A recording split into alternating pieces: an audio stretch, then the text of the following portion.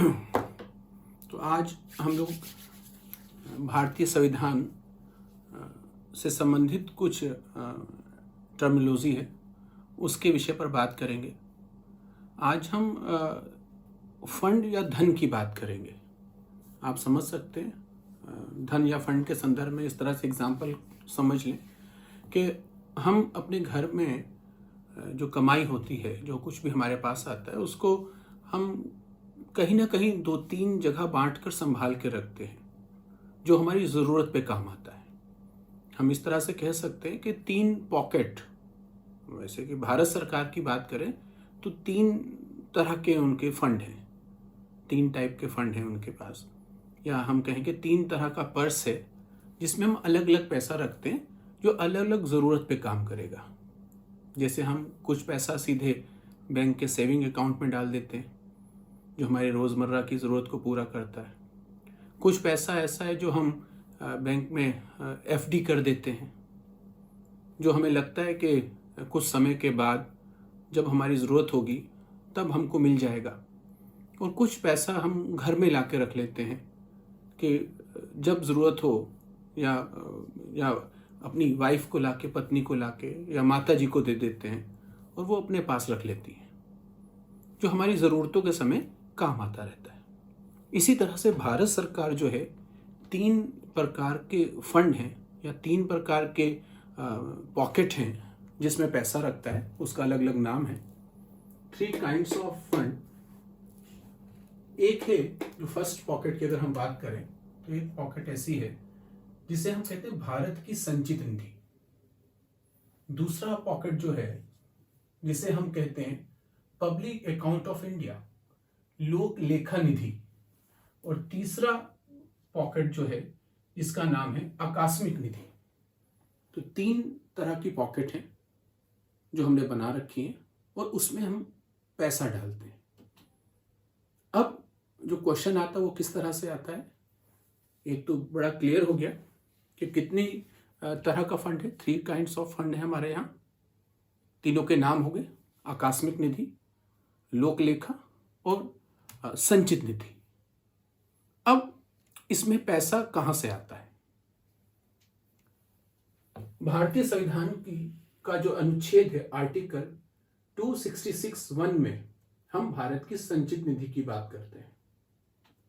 266(2) में हम भारत की लोक लेखा निधि की बात करते हैं। और 267 अनुच्छेद, आर्टिकल, भारतीय संविधान का अनुच्छेद 267 में हम आकस्मिक निधि की चर्चा करते हैं। अब इन पॉकेट में पैसा कहां से आता है? जो भी भारत सरकार को जो टैक्स मिलता है, कर, वो इस पॉकेट में डालते हैं हम।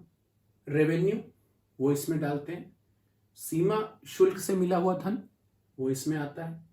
उत्पाद शुल्क से मिला हुआ धन वो इसमें आता है। कहीं से हमको उधार मिला किसी देश से, वो इसमें आता है।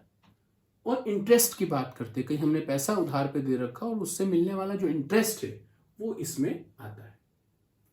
अर्थात एक मेजर फंड जो है, जो भारत सरकार का एक बड़ा मेजर फंड जो आता है, वो हम किस में रखते हैं? भारत की संचित निधि में रखते हैं। All revenues received by the government of India, all loans raised by the government by the issue of treasury bills, loans or ways and means of advances, repayment of loans, ये कुल जो है, जो हमने बात कही है, ये वो पैसा है जो हमारी संचित निधि में आता है। अब इस पैसे को खर्च कैसे किया जाएगा, कौन खर्च करेगा, इस पे जो क्वेश्चन बनता है।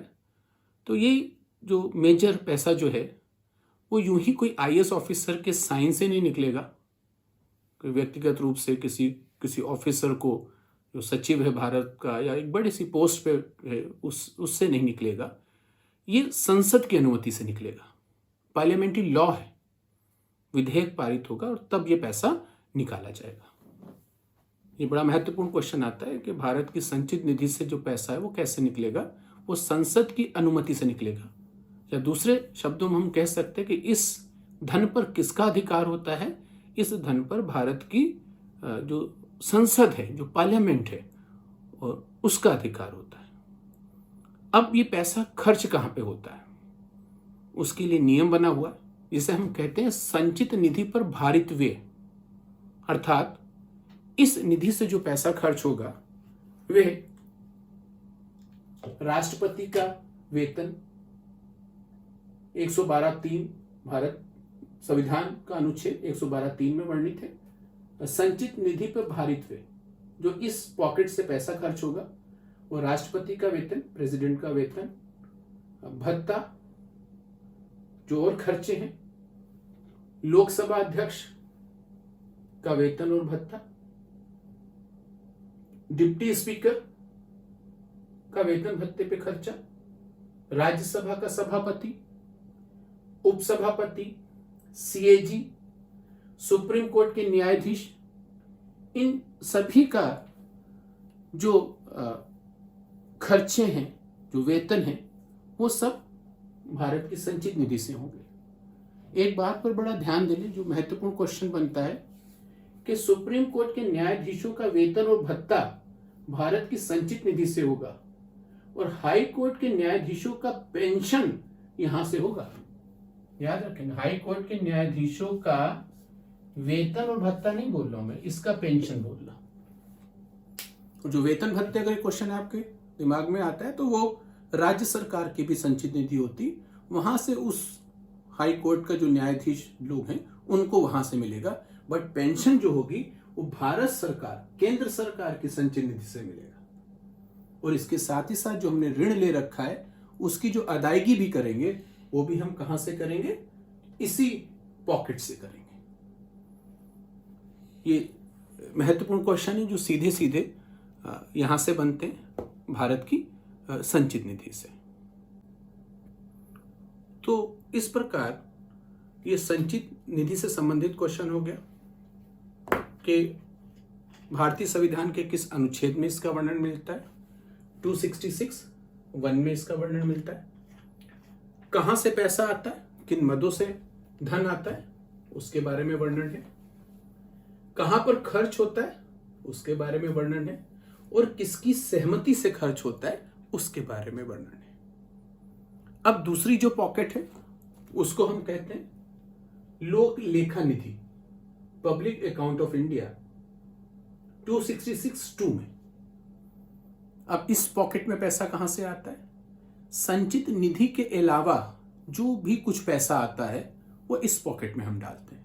ऐसे आप समझ लें, जो मेजर पैसा था, जो धन था, इसके अलावा जो धन आता है वो हम इसमें डालते हैं। जैसे हम बीमा कराते हैं, उसमें जो पैसा हम देते हैं वो यहाँ पे आएगा। हम बैंकों में अपना जमा खाता खोलते हैं, बैंक में पे जो पैसा डालते हैं हम, जिसे एसआईपी के रूप में हम डालें, सिस्टमेटिक इन्वेस्टमेंट प्लान की बात करें, हम फिक्स डिपॉजिट की बात करें, भविष्य निधि की बात करें, जीपीएफ, जो लोग सरकारी सेवा में हैं, जो पैसा उनसे उनकी तनख्वाह से कटता है, इस तरह का जो कुछ भी धन है वो किसमें आता है, वो हमारा इस पॉकेट में आता है। अब इस पॉकेट में जो पैसा आता है, सीधे आपको समझ में आ रहा है ये पैसा किसका है, सीधे सीधे जनता का है, जनता ने डाला है, जमा कर रखा है। वो इतने दिन कहाँ पे रहेगा, कहाँ पड़ा रहेगा, उसका गवर्नमेंट कुछ यूज करती होगी, परंतु वो पैसा मेरा है और जब मेरा मन होगा तो मैं निकालूंगा। अब इसमें संसद में कोई विधेयक पारित नहीं होगा।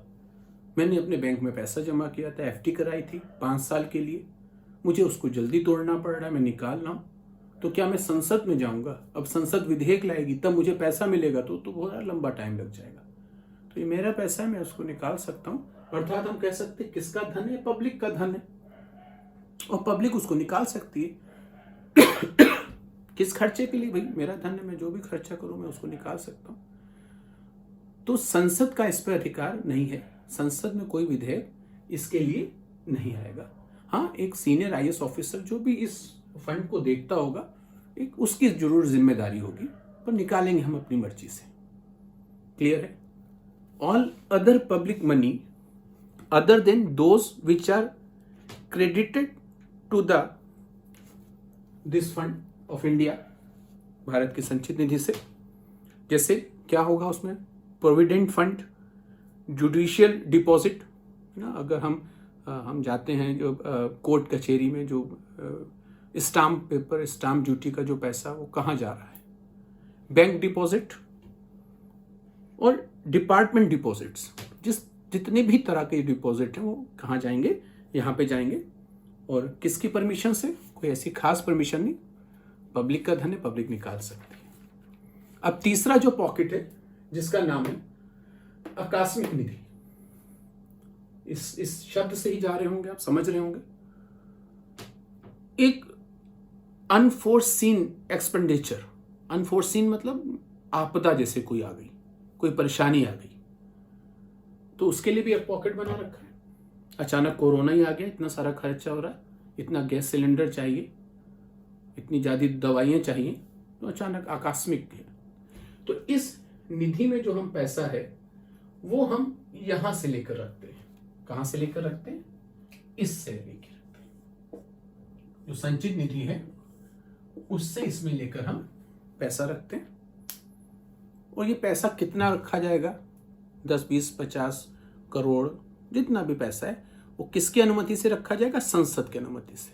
ये संसद तय करेगी इसके अंदर क्या करना है, हमको कितना पैसा डालना है।